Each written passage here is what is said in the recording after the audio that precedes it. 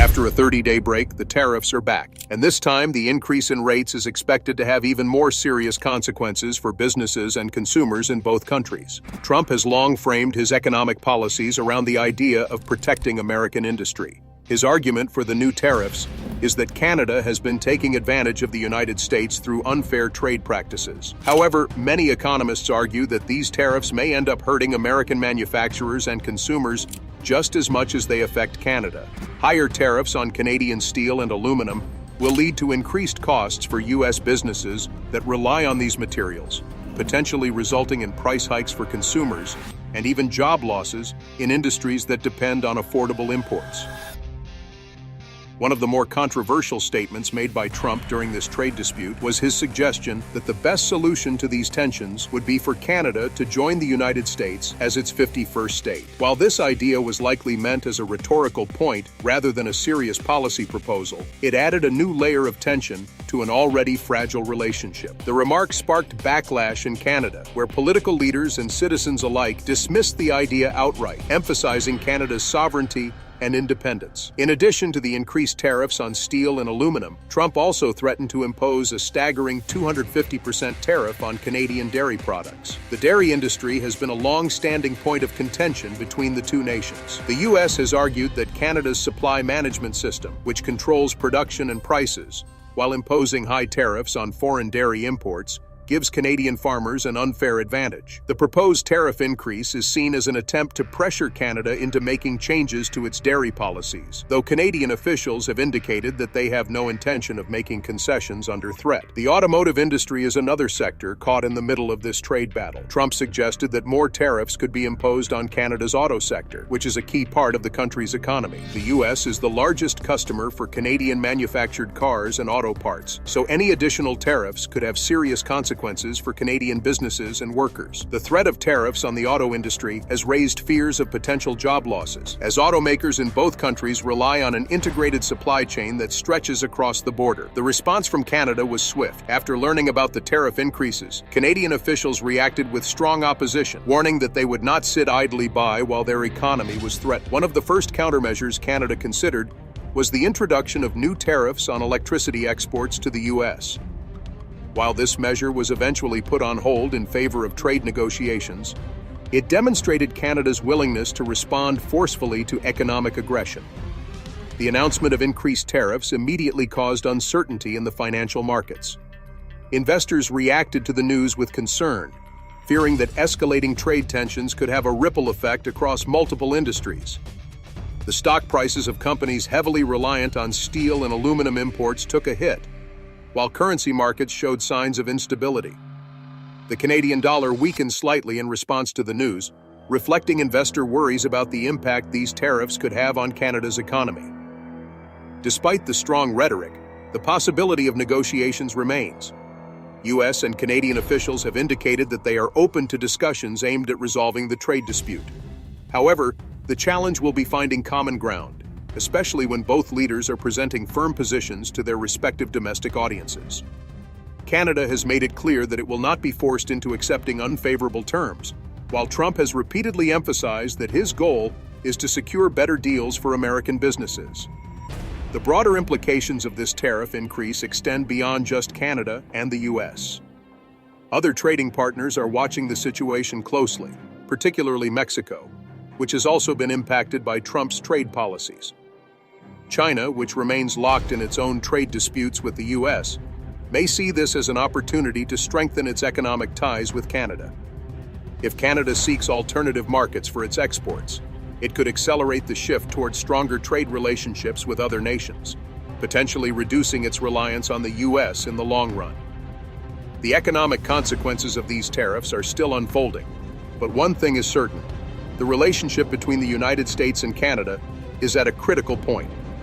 As both countries navigate this escalating trade war, businesses, workers, and consumers will all feel the effects. Whether the dispute leads to a long-term restructuring of North American trade or eventually results in a negotiated settlement remains to be seen. For now, the uncertainty continues, and both sides are preparing for what could be a prolonged economic battle. One of the most significant threats Ford issued was the possibility of cutting electricity exports to the United States. Ontario plays a crucial role in supplying electricity to parts of the northeastern United States, and Ford made it clear that this energy flow could be stopped if the United States continued to escalate the trade conflict. Speaking to reporters, he stated that if Washington was determined to hurt Ontario's economy, he would not hesitate to cut power exports, adding that he would do so with a smile on his face. The statement was widely covered in Canadian and international media, and it underscored just how serious Ontario's leadership was about pushing back against American economic aggression. Electricity exports have long been a key part of Canada's trade with the U.S. Ontario, in particular, supplies significant amounts of power to states like New York, Michigan, and Pennsylvania. Cutting off this supply could have far-reaching consequences, especially during peak energy demand periods. The possibility of such a drastic measure sent shockwaves through the energy market, with some analysts speculating that any disruption to this trade could lead to higher electricity prices for American consumers. While Ford did not provide a timeline or details about how such a cutoff would be implemented, the threat itself was enough to raise concerns among U.S. policymakers. Ford did not stop at the electricity threat. He also made it clear that Ontario was prepared to match the U.S. tariffs dollar for dollar. The idea was simple. If Trump was going to impose 50% tariffs on Canadian steel and aluminum, then Ontario would respond with equivalent measures targeting American goods. The logic behind this approach was to demonstrate that Canada had leverage of its own and that economic retaliation would be met with equal force. This was in line with Canada's broader national strategy, which was to push back against American tariffs while still leaving the door open for negotiations. At the heart of Ford's position was the belief that Canada needed to stand firm against what he described as economic bullying from the United States. He emphasized that the federal and provincial governments were united in their approach, stating that no matter which political party was in power, Canada would not allow itself to be pushed around. His stance received widespread support from Canadian businesses, many of which were deeply concerned about the impact of the tariffs on industries that relied on cross-border trade. One of the most striking elements of Ontario's response was the decision to cancel a major contract with Starlink, the satellite internet company owned by Elon Musk. The Ontario government had previously signed a $100 million deal with Starlink to provide high-speed internet to rural and remote communities in northern Ontario. However, in the wake of Trump's tariff decision, Ford announced that the contract was being terminated as part of Ontario's retaliatory measures. He justified the decision by arguing that Ontario would not do business with companies that were enabling economic attacks on Canada. The cancellation of the Starlink contract was a bold move, and it highlighted the extent to which Ontario was willing to go to make a point. The province had initially chosen Starlink due to its ability to provide internet access to areas with limited connectivity, but Ford made it clear that economic retaliation against Trump's tariffs took priority. When asked about the financial cost of terminating the contract, Ford did not provide a specific number, but assured the public that Ontario would find alternative solutions to improve internet access for rural communities. Ontario's response went beyond electricity and internet contracts. Ford also introduced a new provincial procurement policy aimed at reducing reliance on U.S. companies. Under this policy, American businesses would be banned from participating in provincial procurement projects, meaning that they would no longer be able to bid for government contracts in Ontario. This move was designed to shift spending toward Canadian companies and send a message that Ontario was not going to support American businesses while the U.S. government was imposing tariffs. The procurement ban was part of a broader movement within Canada to encourage local purchasing. Ford voiced his support for a growing trend among Canadian consumers to buy domestically produced goods instead of imported American products. Apps like Buy Beaver, which help Canadians identify and purchase locally made items, gained popularity as part of this economic pushback. Ford stated that while he appreciated these consumer-driven efforts, he was also considering legislation that would require retailers to clearly label Canadian and American-made goods, making it easier for shoppers to support domestic products. Another key area where Ontario explored potential retaliation was in the mining and minerals sector. Ford pointed out that Ontario supplies a significant portion of the high-grade nickel used in U.S. manufacturing, including in industries such as aerospace, defense, and battery production. If tensions between the two countries continued to escalate, Ontario could impose restrictions on these exports, creating further economic challenges for the United States. This potential move was particularly relevant given the growing importance of nickel in the production of electric vehicle batteries, a sector that the U.S. is actively trying to expand. Despite the strong rhetoric, Ford also acknowledged that Canada's ultimate goal was not to engage in a prolonged trade war, but rather to negotiate a fair resolution. However, he made it clear that Canada would not back down and that Ontario was prepared to take further action if necessary. The province's response was not just about economics. It was also about national pride and ensuring that Canada was not seen as weak in the face of U.S. pressure. Ford's approach received mixed reactions. Supporters praised him for taking a tough stance and defending Ontario's economic interests. Many Canadians felt that the Trump administration's tariff policies were unfair and that a strong response was necessary to protect Canadian businesses and jobs. Critics, however, warned that escalating the trade dispute could have unintended consequences, potentially making it harder for Canada to reach a resolution with the U.S. The tension between Ontario and the Trump administration was part of a larger pattern of economic disputes between Canada and the U.S. in recent years. While the two countries have traditionally maintained a close trading relationship, the introduction of tariffs and retaliatory measures created uncertainty about the future of that relationship. Businesses on both sides of the border were left wondering how long the standoff would last and what the long-term implications would be for North American trade. One of the key steps in Canada's retaliation was the introduction of new tariffs on U.S. goods. The first phase of these counter-tariffs targeted approximately 30 billion Canadian dollars worth of American products. These tariffs were set at a rate of 25%, mirroring Trump's own measures. The Canadian government announced that these tariffs would take effect immediately unless the United States withdrew its own trade restrictions.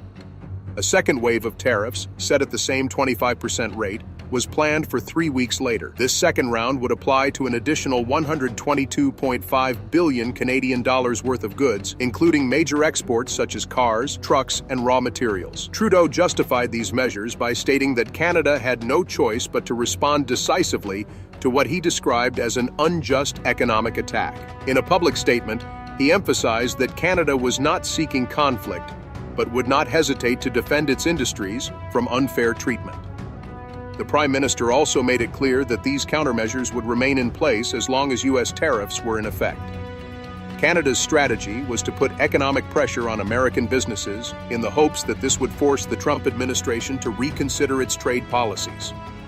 In addition to tariffs, the Canadian government announced plans to strengthen border security. As part of its response to the U.S. trade measures, Canada allocated 1.3 billion Canadian dollars to enhancing surveillance along the border. This included increased aerial monitoring with drones and helicopters to prevent illegal trade activities and ensure that Canadian customs officials had the resources needed to enforce the new tariffs effectively. The decision to invest in border security was seen as both a practical measure and a symbolic statement, reinforcing Canada's determination to take control of its economic future. While the United States remained Canada's largest trading partner, the tariffs pushed the Canadian government to explore alternative markets. One of the most notable shifts was Canada's growing trade relationship with China. In the wake of the escalating dispute with the U.S., China saw an opportunity to strengthen its economic ties with Canada by positioning itself as an alternative buyer for Canadian exports.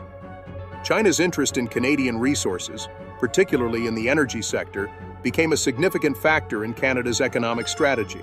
Canada exports nearly 80% of its oil to the United States, making energy one of the most critical sectors in North American trade. However, the growing uncertainty surrounding U.S. tariffs and trade policies led Canadian officials to consider diversifying their export markets. China emerged as a key player in this strategy, with Canadian oil producers increasingly looking to sell their crude to Chinese buyers instead of relying solely on American demand. The Trans Mountain Pipeline, which transports oil from Alberta to Canada's west coast, became a crucial part of this shift. In recent months, a growing number of oil tankers have been departing from Vancouver. carrying Canadian crude to refineries in China and Japan. This represented a major change in Canada's trade patterns, as the country had traditionally exported the vast majority of its oil to the United States. The increased shipments to China highlighted Canada's efforts to reduce its dependence on the U.S. market and establish itself as a global energy supplier. China, for its part, was eager to capitalize on the situation. With trade tensions between the U.S. and Canada worsening, Chinese buyers saw an opportunity to secure stable energy supplies at potentially lower prices. This shift also aligned with China's broader strategy of diversifying its energy sources and reducing reliance on traditional suppliers like the Middle East and Russia.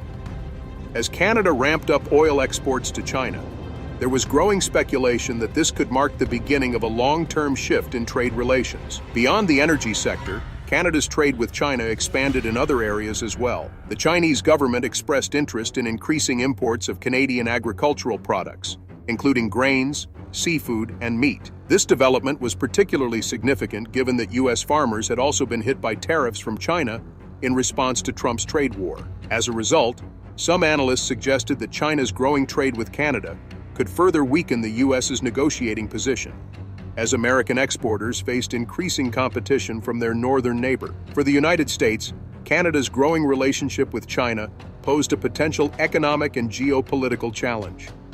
The Trump administration had long viewed China as a strategic competitor, and the idea of Canada strengthening trade ties with Beijing was met with concern.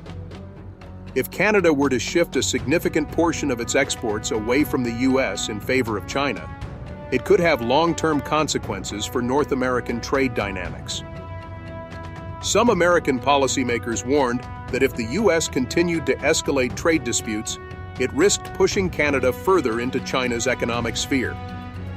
Despite these developments, Trudeau remained cautious about moving too quickly toward China as an alternative trade partner. While expanding trade with China presented opportunities, it also came with risks. Canada had its own history of diplomatic tensions with Beijing, and some officials worried that relying too heavily on Chinese trade could create new vulnerabilities. Additionally, there were concerns about potential political backlash within Canada, as some Canadian industries and workers were wary of closer ties with China due to past trade disputes and human rights concerns. As Canada implemented its counter tariffs and explored new trade opportunities, the economic impact of the trade war began to take shape. In both Canada and the U.S., businesses faced rising costs as a result of the tariffs. Canadian manufacturers that relied on American raw materials saw their expenses increase, while U.S. companies that depended on Canadian steel and aluminum also struggled with higher prices. Consumers in both countries were affected as well, with the cost of goods rising due to the increased tariffs on imported products. The Canadian stock market experienced volatility in response to the escalating trade conflict. The S&P/TSX Composite Index dropped by 1.5%, marking its largest decline since December of the previous year. Investors reacted to the uncertainty surrounding trade relations, with many worried that a prolonged dispute could slow economic growth. The Bank of Canada also signaled that it was closely monitoring the situation and suggested that if the trade war continued, it might be forced to adjust interest rates to stabilize the economy. The trade dispute between Canada and the U.S. also had political ramifications. In Canada, Trudeau's handling of the crisis was closely scrutinized, with some critics arguing that he needed to take an even tougher stance against Trump's tariffs. Others, however, warned that escalating the conflict too aggressively could backfire and harm Canadian businesses. In the U.S., Trump's decision to double tariffs was met with mixed reactions, with some industries supporting the move as a way to protect American jobs, while others warned that it would lead to higher costs and economic instability. One of the most significant shifts that emerged from this trade conflict was Canada's push to reduce its economic dependence on the United States.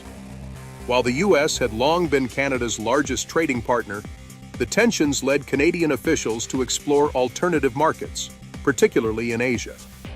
China became a key player in this new strategy, as its demand for energy and raw materials made it an attractive trade partner. The expansion of the Trans Mountain Pipeline was already allowing Canada to export more oil to global markets, and China quickly became one of the primary buyers of Canadian crude. The rise in Canadian oil exports to China highlighted an important shift in North American trade. Previously, Canada had relied on the U.S. as the primary buyer of its oil, but with the increasing unpredictability of American trade policies, Canadian energy producers began seeking greater diversification. China's interest in Canadian crude oil grew rapidly, and within months, tankers filled with Canadian oil were making their way across the Pacific at a higher rate than before. This development not only provided Canada with an alternative revenue stream, but also reduced U.S. leverage over the country's energy sector. The potential long-term consequences of this shift were significant. If Canada continued strengthening its trade ties with China, it could reduce the need for American buyers, weakening the traditional economic relationship between the two North American neighbors. This possibility raised concerns in Washington, where some policymakers worried that pushing Canada too far could drive it toward deeper economic cooperation with China, a nation that the U.S. had been actively trying to counter in global trade. Beyond the energy sector, Canada's retaliatory measures extended to other industries as well. Prime Minister Trudeau made it clear that tariffs on U.S. goods would remain in place until the American government lifted its trade restrictions. As a result, Canadian importers faced rising costs, particularly for products that had previously entered the country duty-free. Some businesses had to shift their supply chains, seeking alternative suppliers in Europe and Asia to avoid the high costs associated with American imports. The economic impact of the tariffs also became evident in the financial markets. The Canadian stock market saw increased volatility, with the S&P/TSX Composite Index experiencing sharp declines as investors reacted to the uncertainty.